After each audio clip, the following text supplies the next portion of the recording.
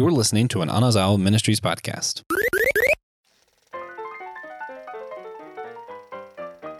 Welcome back to the SG Drive-In. Today, for your listening pleasure, we're going to be checking out one of the best, for my money, the best of the Jack Ryan films, Patriot Games. I'm your host for today's episode, Brandon Knight, and I am joined here today by my good friend and the man who started it all for us, Joshua Knoll. Josh, what summertime mischief have you been up to recently? Not sleeping enough. I mean, I don't know if that counts, but I mean, it's accurate. It seems more like an all year around thing. Yeah. I've been into a ton of comics. Marvel just started 2 different Captain America series, like going at the same time. Keeps me pretty busy. I've heard about the one where it's Steve Rogers in normal life, basically. That was phenomenal. Especially the way they did the art and stuff for some of it. There's one 2-page spread that I just adore at the beginning where he says, "Who am I?"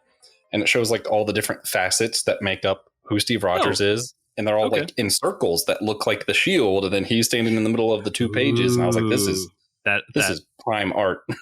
That visually in my head looks really cool. Yeah, it was great. Nice.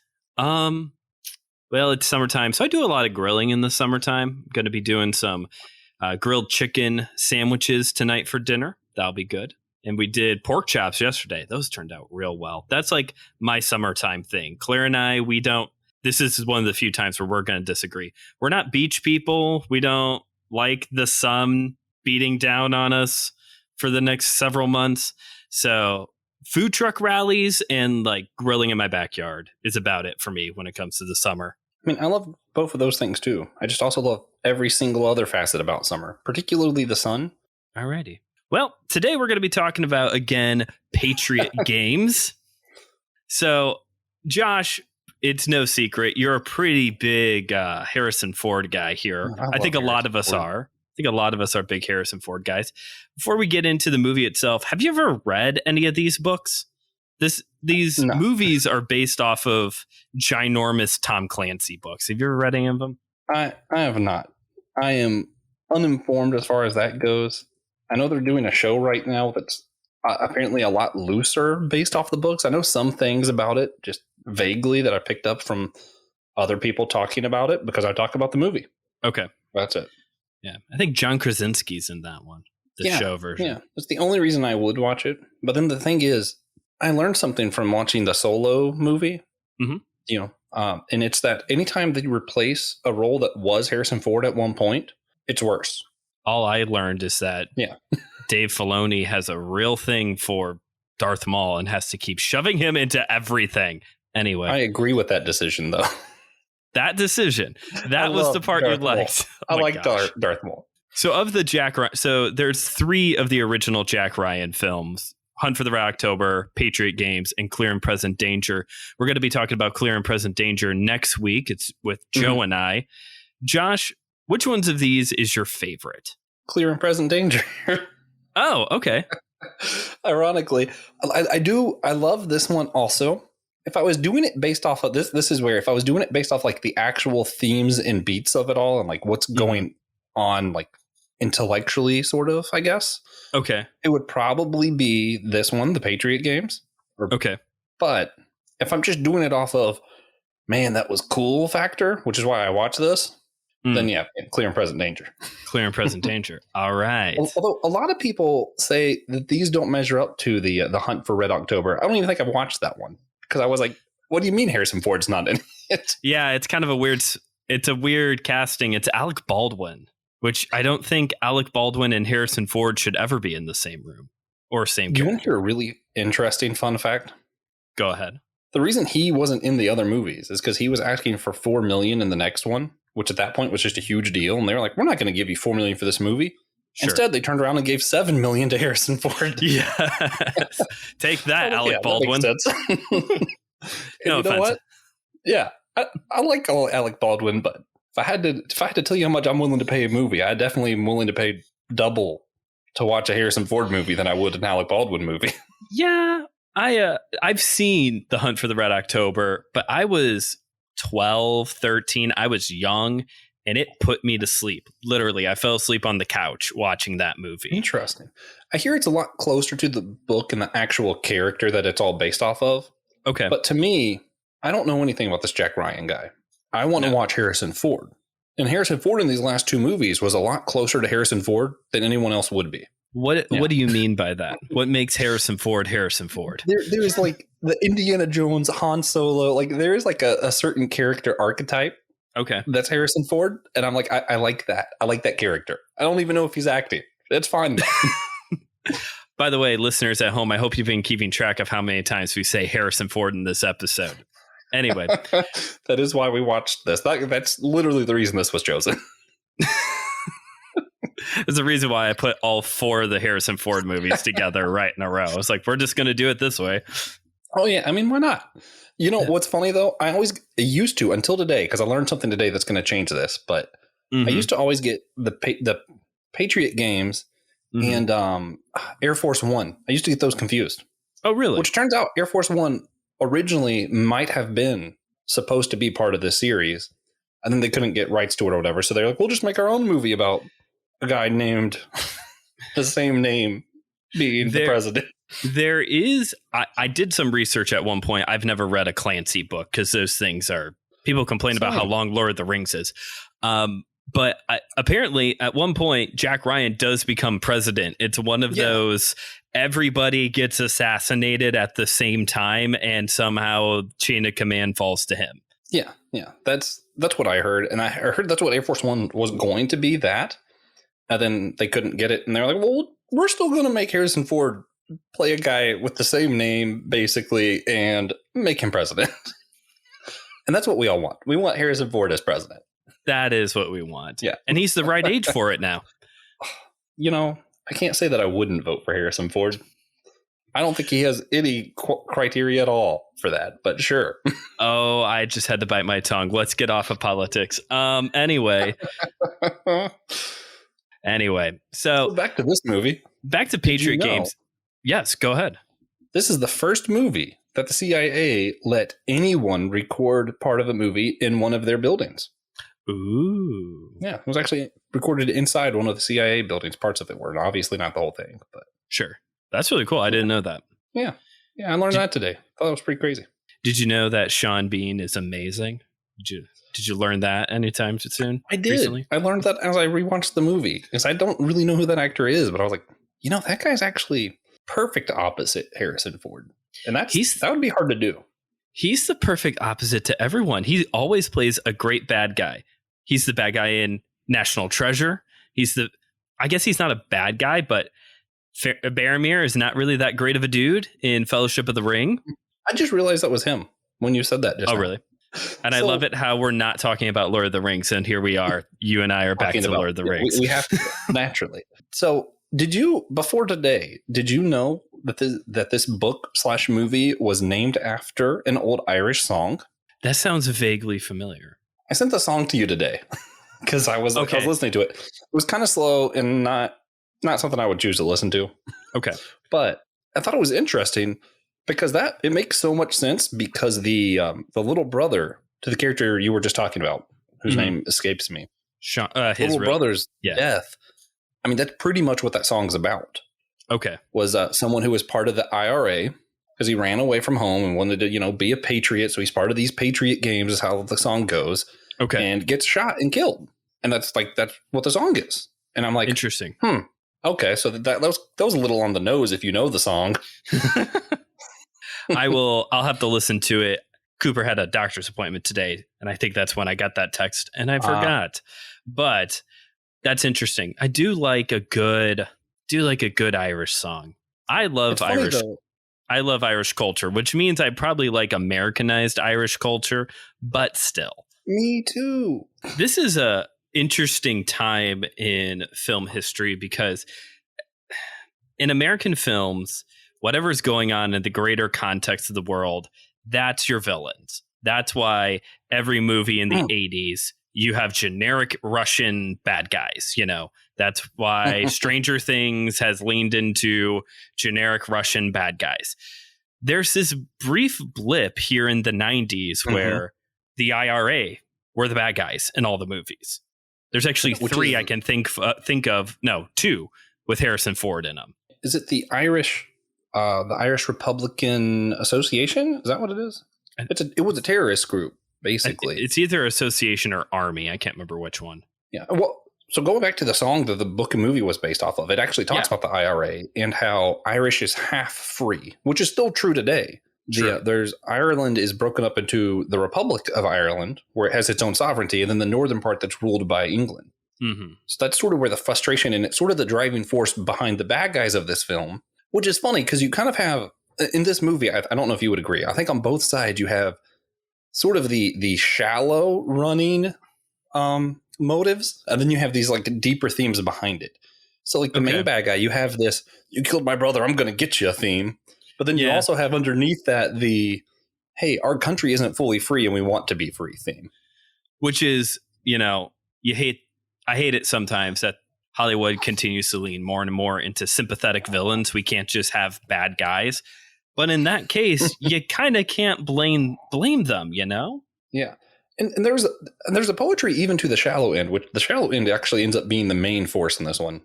Mm-hmm. I don't know if that takes away from it or adds to it or what, but there's that poetry of the shallow motive was also Harrison Ford's motive in this, which I know he has a name that's not Harrison Ford, but today it's Harrison Ford. I've just made so many people mad. I'm just going to keep doing it. His motive was just the same. It was, you threatened my family. You almost killed my family. So I'm going to get revenge. I'm going to get you because you almost got me. And then, of course, again, there's that deeper level on that side of what is America's role and other people's freedom in a fight that we're not really involved in. But then once it touches over here, are we involved? At what point do we get involved? Do we not get involved? All of that stuff. Sure. So it has those deeper political themes, but really the shallow end wins. And it's you killed my family, I'm going to get you. You threatened my family, I'm going to get you. There is escalation, which I don't know if it's intentional or not, but that's definitely a commentary on how war works, of just constant escalation until Sean Bean is breaking into your house to try and kill your family during a birthday party. Like, what's up with that? Yeah. But there's also, I think what's also interesting about this is that at least how it's presented in the movie, this all is just by happenstance. Because if you remember, Jack Ryan, Harrison Ford, for all of you at home, he just happens to be at the right place at the right time to save the Queen of England, isn't it, from an assassination attempt? Yeah. And what I love is it wasn't even I'm going to save the Queen motive. Like, even when they question him later and in the movie, he goes, it was just rage. I was just mad. Yeah. Just saw someone doing something stupid. It made me angry. And I got involved. Yeah. Which we need to just talk about. Harrison Ford unhinged in this is just one of the greatest things to see. Like, I don't care if you think this is a good movie or not. Seeing unhinged Harrison Ford is wonderful. Unhinged Harrison Ford is the best. Have you seen Firewall? I don't think I have. Ooh, man, that's him and Paul Bettany are in that movie. Nope. Haven't seen that.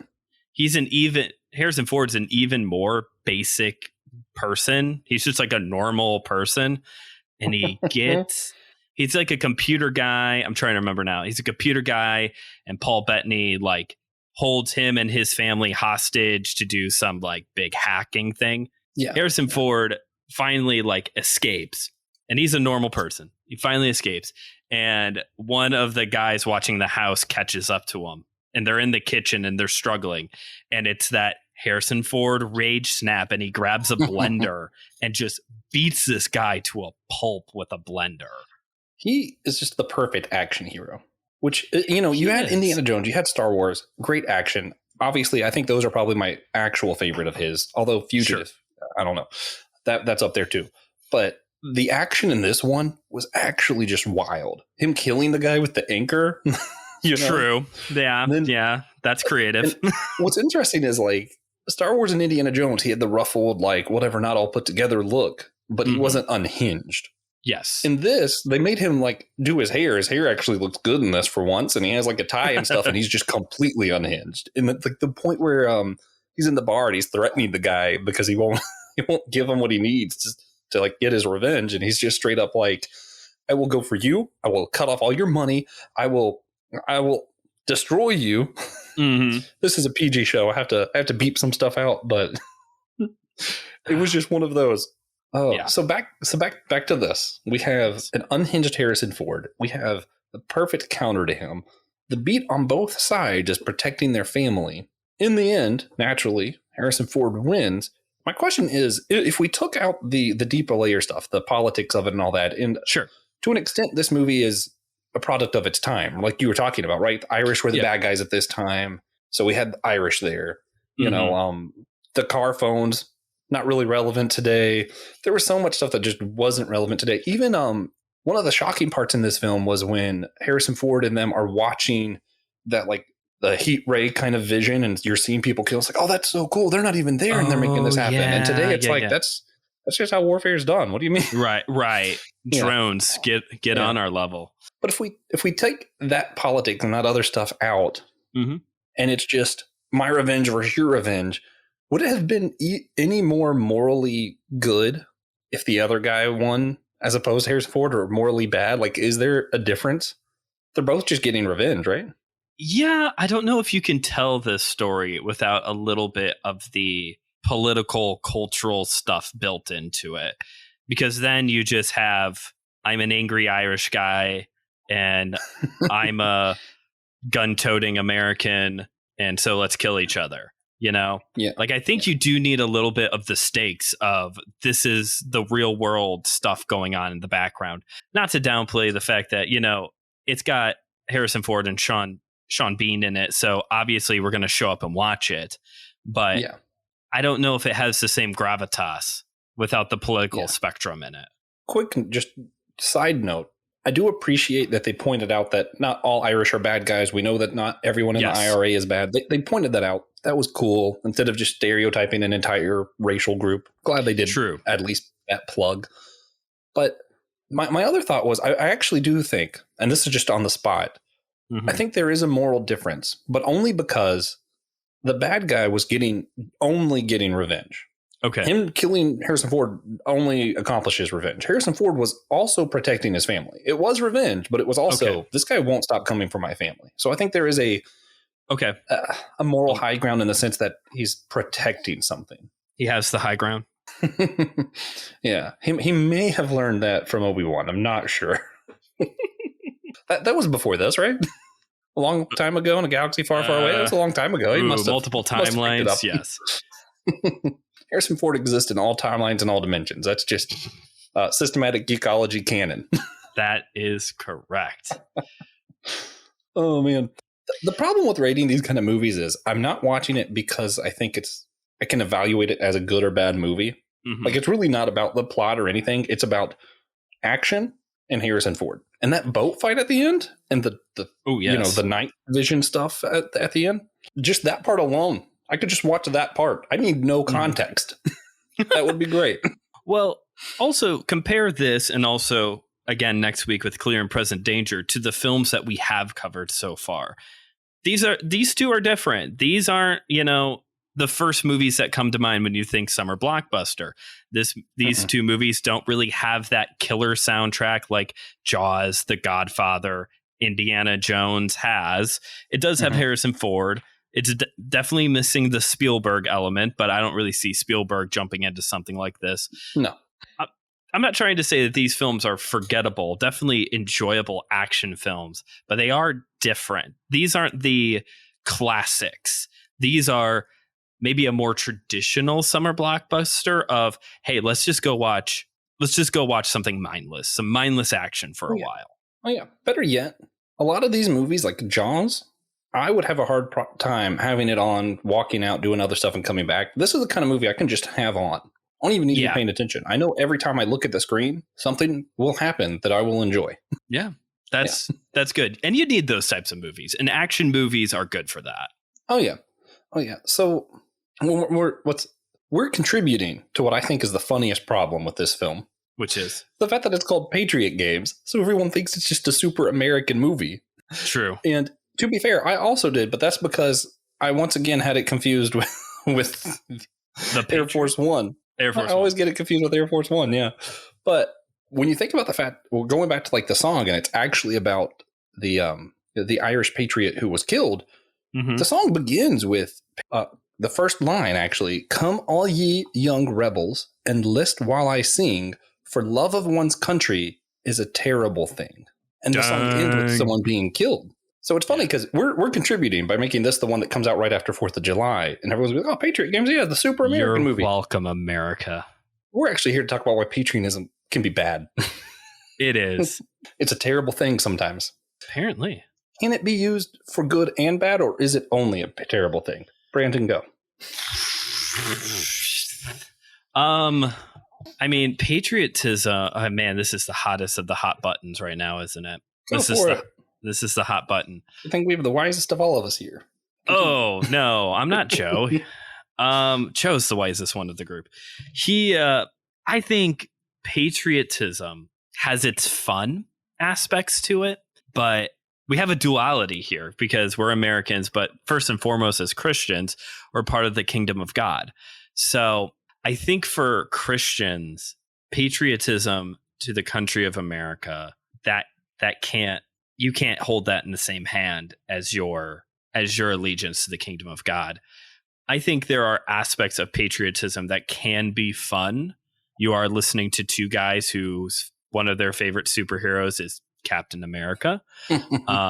And I'm a big fan of the Olympics, so I want America to win all the gold medals, but that's in fun. You know, I'm not going to die on the hill of Captain America is the ideal superhero that everyone needs to aspire to.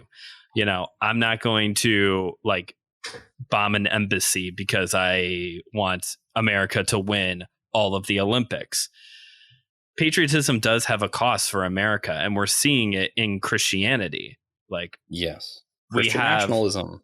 Christian nationalism is just this hot mess of, I'm sorry, a lot of that stuff that went down in 2020, like that whole nonsense with the QAnon and like all of the anti-vax stuff. And then you get to January 6th. I mean, yeah, it was sad seeing Christian flags, which, by the way, can we talk about how we don't need a flag at some point? We have a cross. We don't need a flag. It was so sad seeing like these like Christians wanting to bring down the government, not because the government is the holiest thing, but because that's not our role, guys. Like, sorry, my kid just fell asleep in my hands. I don't know. I think, like I said, I think patriotism has its fun, and for Christians, maybe a fun level of patriotism is fine, but we have so many people who think that America is like God's gift to the world. And I hope you all know that the runner-up to the bald eagle was the symbol of Hercules. We were going to be like, that's a graphic novel in the making. I wish. I know. Yeah, let me give my take then. First off, Christian nationalism is absolutely toxic to Christianity and to the nation. Not because separation of church and state, because that is not what people think it is. That's just something that two different people said. It's actually not part of anything. And your state could decide to have a state religion if it wanted to. North Carolina could just decide we're Catholics. The country couldn't decide that, but that's neither here or there. What I think is important for this discussion is looking at works of those who came before us who aren't American. So I'm thinking of C.S. Lewis specifically and Augustine, St. Augustine. So C.S. Lewis in The Four Loves, which I talk about way too much, but y'all will have to get over that if you want to keep hearing my voice.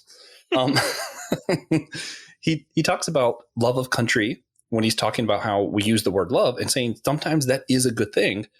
But just like he goes through all the humans' loves, it can also be a bad thing. Mm-hmm. I could love my country and that encourage me to fight for my country and protect my people and do wonderful, great things, which many of our soldiers do. Mm-hmm. But also, I could love my country so much that I don't like anybody else's idea of what my country should be. And then I turn against other people. I become toxic to what I think I'm protecting. I become toxic to my faith because it's become my God. It ruins lives. So it can do both. And what Lewis's point at the end of his book is ultimately God's love has to govern all the rest of yours, which would include patriotism, I would say. Sure. Which God's love comes first. And if God moves you to join the army or something, hey, cool. But make sure God's love comes first. Love of country can become toxic and terrible. Okay. Augustine, his book was The City of God, and it was in response to a lot of people blaming the fall of Rome on Christians. because Christians were pacifists who refused to join and fight.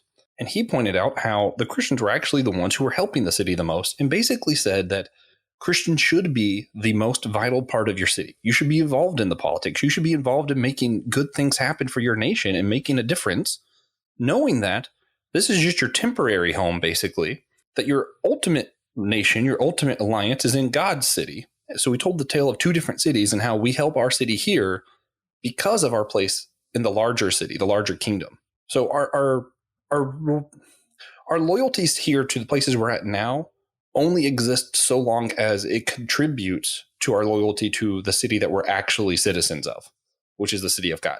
Can I correct you on one thing? Sure. I'm sure I have plenty to correct. It's Augustine, not Augustine. It's not Augustine? It's Augustine. Really? I've always heard it St. Augustine. Yeah, it's because of Florida. I was going to say, it might be because I grew up in Florida. Yeah. Interesting. But on a more serious note, I think Augustine I think that's really good that you brought that up. I keep wanting to say A Tale of Two Cities, but that's Dickinson. I do too.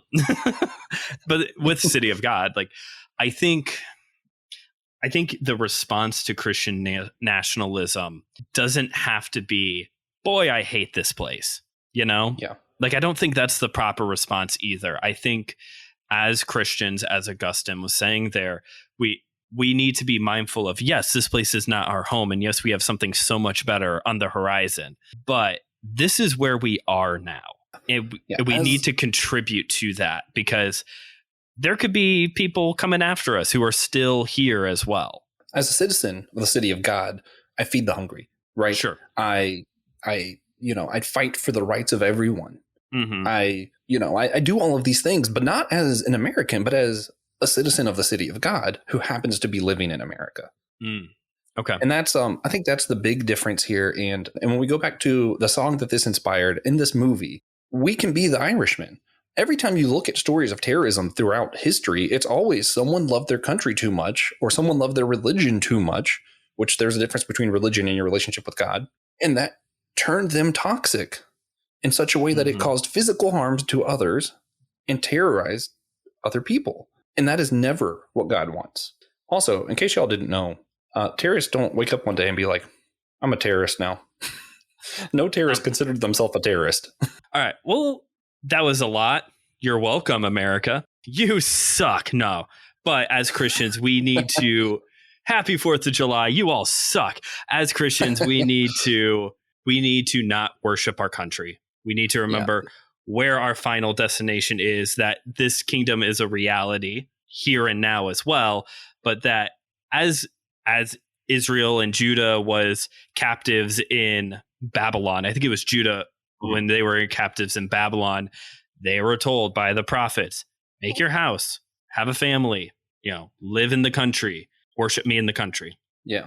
Yeah. The point we're getting at, the point that this movie gets at, the point that the song gets at, the point Lewis and Augustine all get at is not turn away from your country. It's turn to, Augustine, us, and Lewis would say turn to the city of God. I think the song in the movie would say turn to love or turn to each other, but to God is what we will say here because we are Christians. To God, to others, and to love, though, that's a good secondary. Yeah. I mean, that's part of the city of God. So yeah, go read Augustine's City of God. That's my recommendation. Nice. Well, on that note, let's wrap it up. Yeah. So at the end of each episode for this bonus series we've been doing, we've been asking questions related to movie going experience. So Josh, we already got the rundown of what your favorite snack is. I would like to know, have you ever walked out of the movie theater during the middle of a movie? Like this movie is so bad, I'm out. Yes. And it was during my first date with what ended up being a longtime girlfriend. And she stayed for the movie. Well, that's a great story.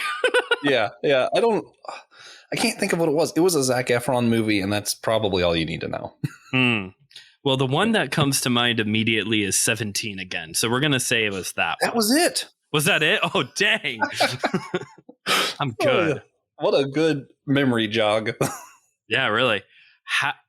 So you left halfway through, and she was like, I made it halfway. And she was like, no, I'm going to stay. Yeah, she stayed. It was a double date, too. So my best friend, the girl he was with, and her were all there, and I was like, bye.